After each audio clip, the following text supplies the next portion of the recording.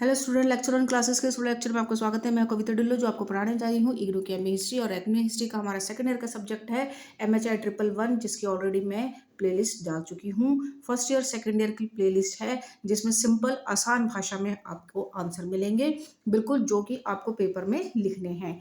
Right, MHI 111 में जो मैंने आपके लिए टॉपिक डाले हैं उसमें आज का टॉपिक है आपका चैप्टर 15 से भारत में उपनिवेशीवाद, पूंजीवाद, शहरीकरण के बीच संबंधों पर एक लेख लिखिए। ठीक है, ये आपका चैप्टर 15 है। ऑल राइट, मैंने इसके पार्ट्स थोड़े थोड़े छोटे छोटे करके आपस में आपको इसको समझाए हैं। आपको इसमें ये रहा आपका 15 चैप्टर है, पूंजीवाद, उपनिवेशवाद, colonialism and cities in the early modern India.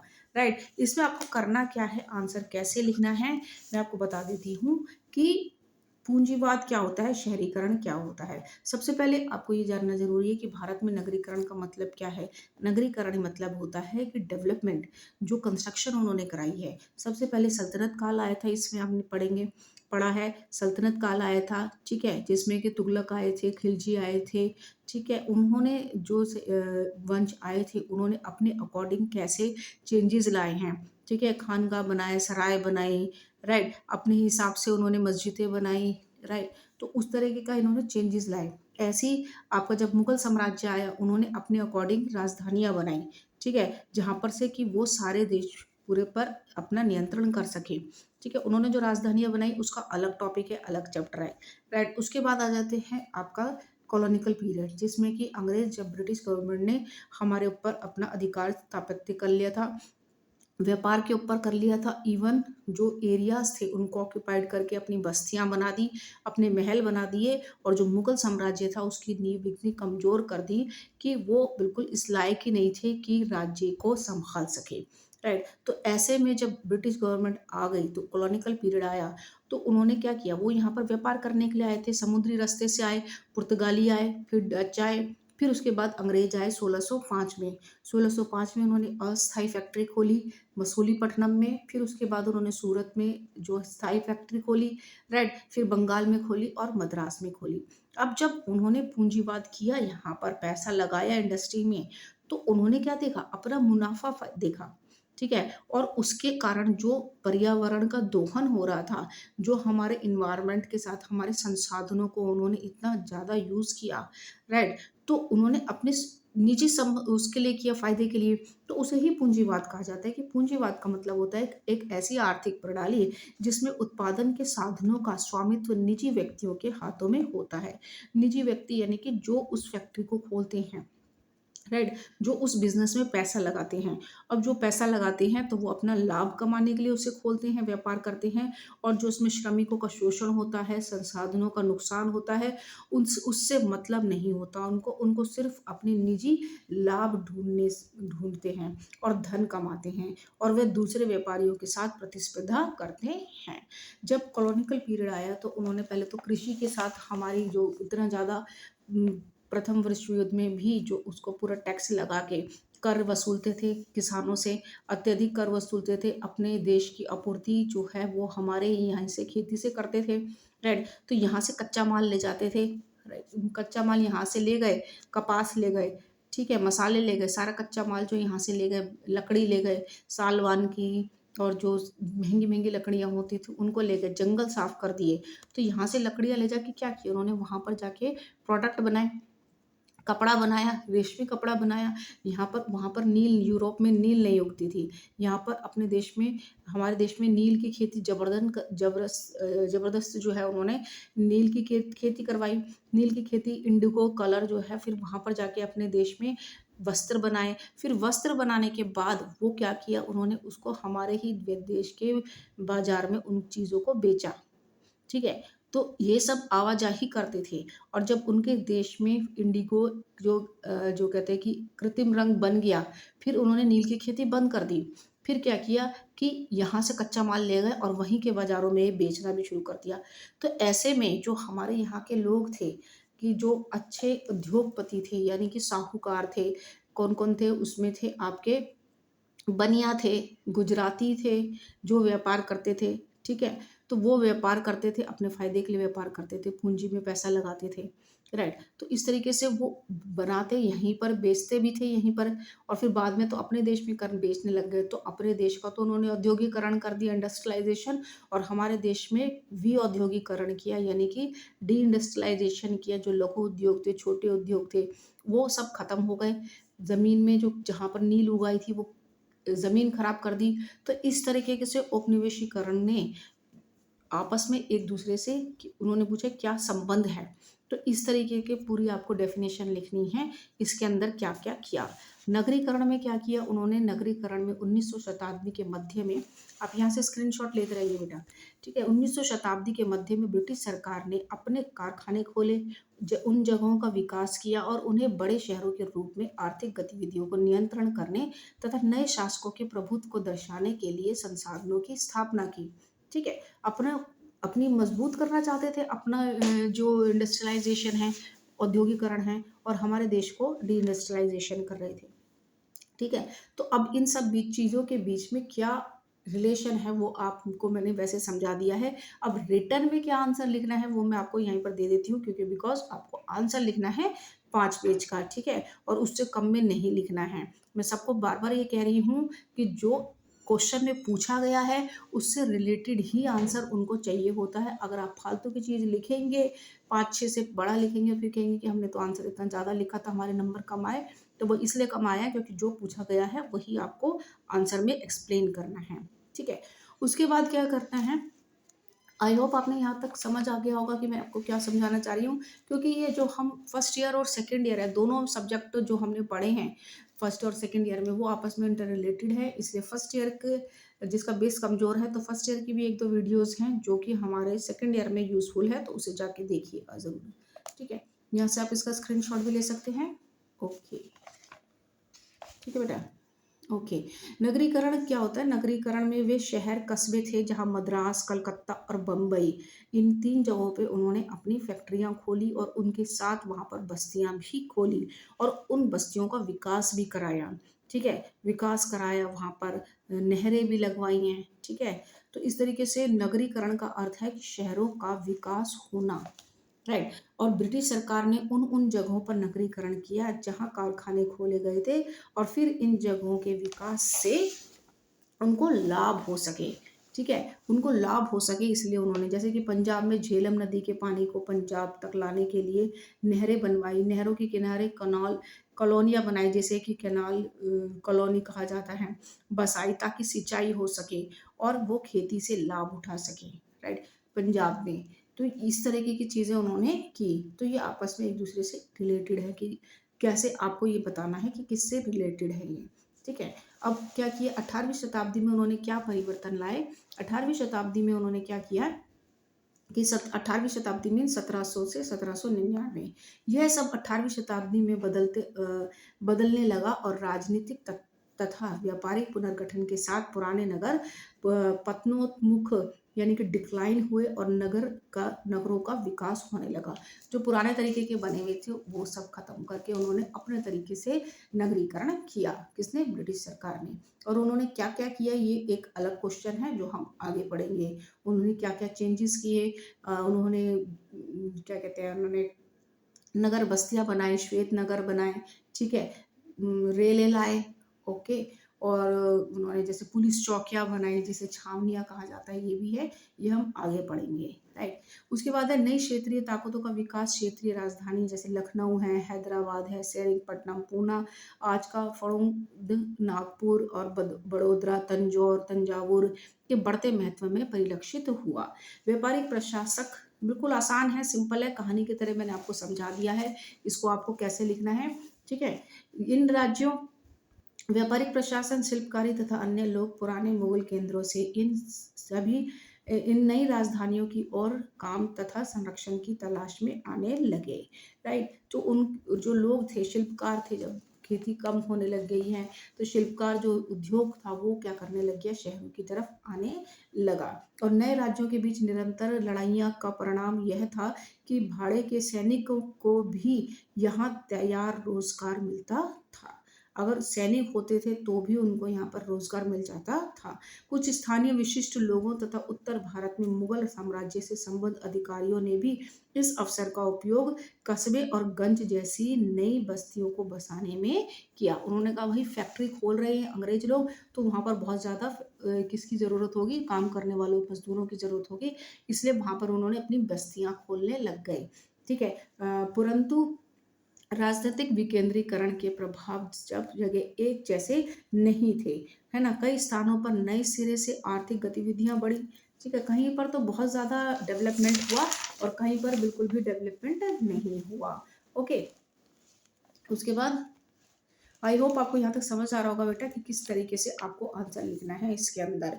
और कुछ अन्य स्थानों पर युद्ध, लूटपाट तथा राजनीतिक अस्थिरता आर्थिक पतन में बदलने लगी। कहीं पर तो डेवलपमेंट हुआ और कहीं पर जगहों का पतन होने लगा। अब यूरोपीय व्यापारी कंपनियां जो जो आई थी, मैंने अभी जो आपको एक्सप्लेन किया, यूरोपीय व्यापारी कंपनियां यानी कि जिन्होंने पूंजीवाद किया यहाँ पर, ने पहले मुगल काल में विभिन्न स्थलों पर अधिकार स्थापित कर लिए थे। मुगल को जैसे कि 500 रुपये पौंड पे उन्होंने मद्रास पे जो फरुखशियर प्रणाम था, जिसे सुनहरा प्रणाम कहा जाता है, ये MHI 101 में पढ़ा है। ठीक है, मैंने प्लेलिस्ट में भी डाला है।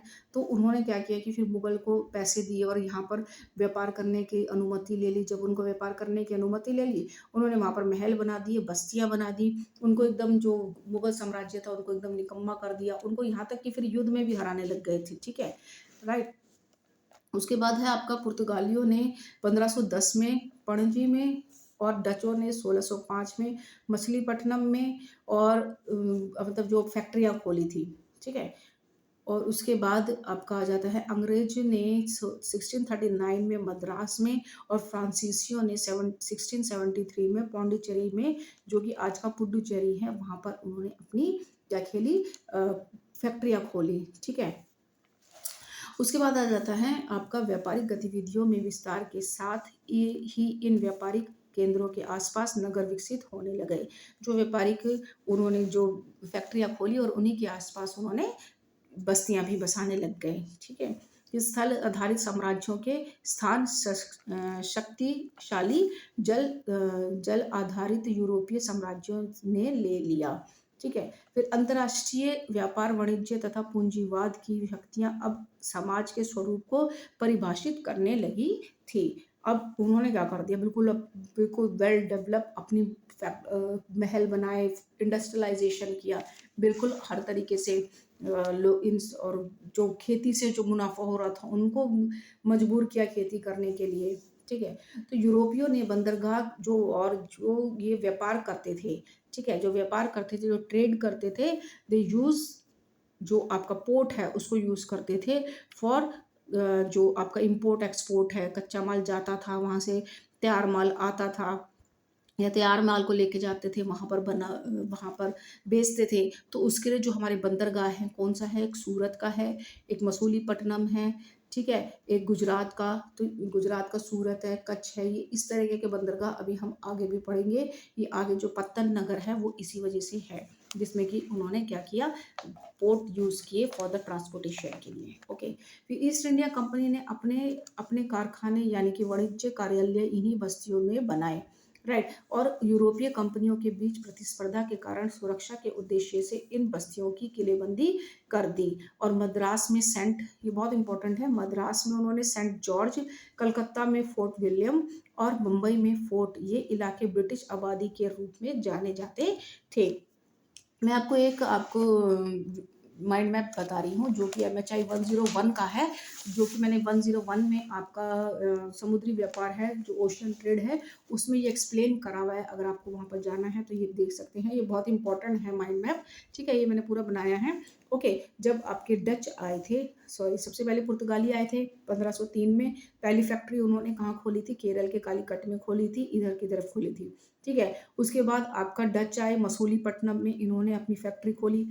जो अंग्रेज आए थे, अंग्रेजों ने सबसे पहले कहाँ खोली थी अपनी पहली फैक्ट्री, सूरत में खोली थी। सूरत में जो है वो अस्थायी फैक्ट्री खोली थी। राइट, अस्थायी थी, मतलब वो उसको परमिशन नहीं मिली थी। उसके बाद उन्होंने क्या किया, सॉरी, मसूलीपट्टनम में अंग्रेजों ने सबसे पहले अपनी स्थायी फैक्ट्री खोली थी और अस्थायी फैक्ट्री खोली थी, इसकी परमिशन नहीं मिली थी। उसके बाद सूरत में उन्होंने 1613 में स्थायी फैक्ट्री खोली, राइट। फिर बंगाल में अंग्रेजों ने 1651 में फैक्ट्री खोली, राइट। और फिर उन्होंने इसके साथ साथ यहाँ पर क्या बनाए, महल बनाए, राइट। कौन कौन से महल बनाए वो यहाँ पर भी एक्सप्लेन किए हुए हैं। मद्रास में सेंट जॉर्ज उन्होंने अपना महल बनाया, किला बनाया अपने रहने के लिए, ठीक है। कलकत्ता में यानी कि बंगाल में हुगली जिले पर अपना फोर्ट विलियम महल बनाया और यहाँ पर बस्तियां बनाई, राइट। उसी तरीके से सूरत में भी उन्होंने करा, बस्तियां बनाई, महाराष्ट्र में भी, बम्बई में भी, राइट। तो इस तरीके से उन्होंने अपनी फैक्ट्रियां खोली अंग्रेजों ने। आप यहाँ से इसका स्क्रीनशॉट ले लीजिए, ये वैसे MHI 101 का है लेकिन but it is very useful, right. इसलिए मैं कहती हूँ कि जो फर्स्ट ईयर का है वो बहुत ही इम्पोर्टेंट है, बेसिक है आपका, राइट। इसमें समुद्री व्यापार में ये मैंने आपको करवाया है। ओके, आई होप आपने इसका स्क्रीनशॉट ले लिया होगा। बढ़ते हैं आगे, ठीक है।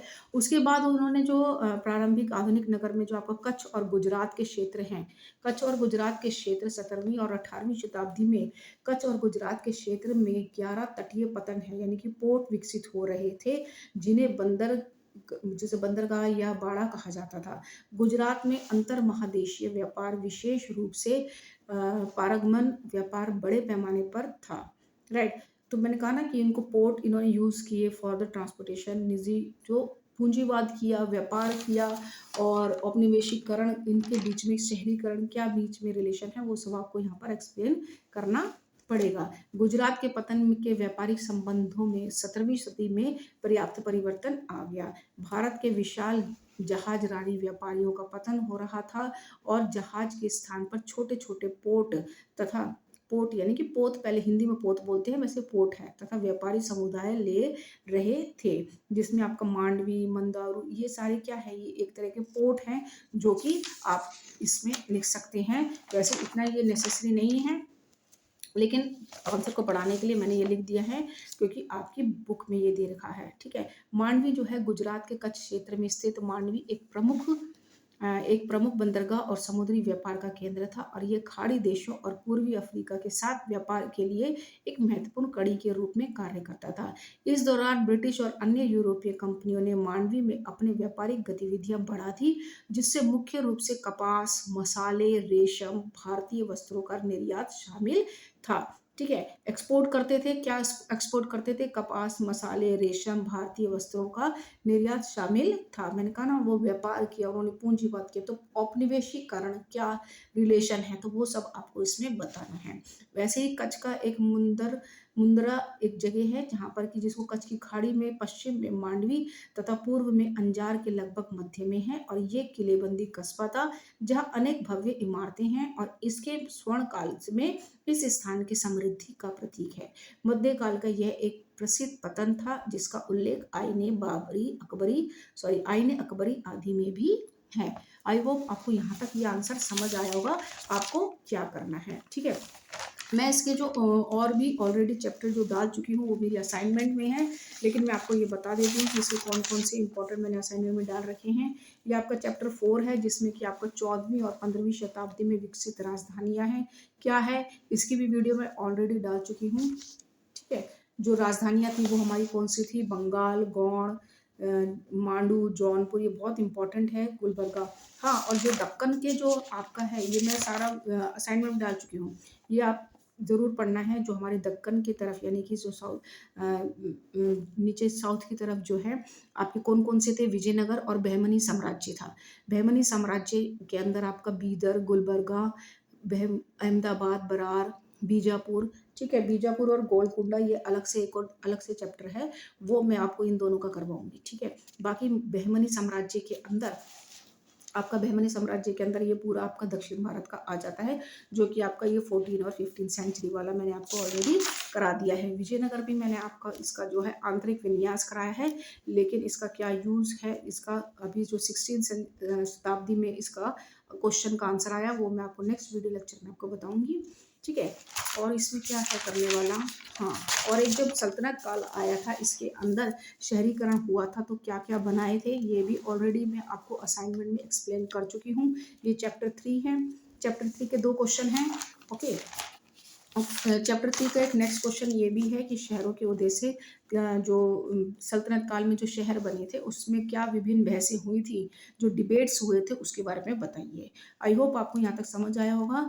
आप मेरी असाइनमेंट में क्वेश्चन देख लीजिएगा, उसमें मैंने एक्सप्लेन करते हैं। मिलते हैं नेक्स्ट वीडियो लेक्चर में, तब तक के लिए नमस्कार।